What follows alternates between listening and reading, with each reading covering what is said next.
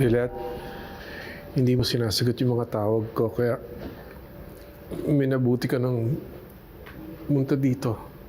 Gusto ko sanang humingi ng tawad sa nangyari sa dinner natin. Wala na ho yun. Tapos na eh.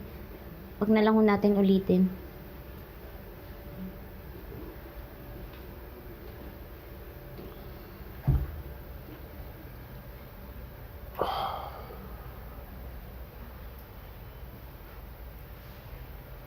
Gusto ko sanang magkausap ulit kayo ni Meredith.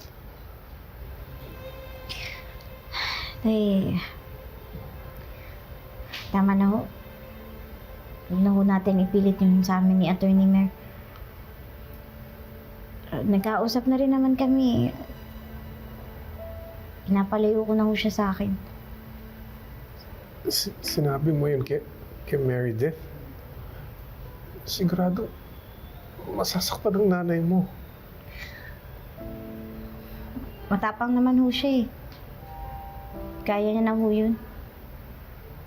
Eh, hindi nga siya nasaktan nung iniwan niya ako eh. Huwag naman, anak. Kung maaari lang din ho,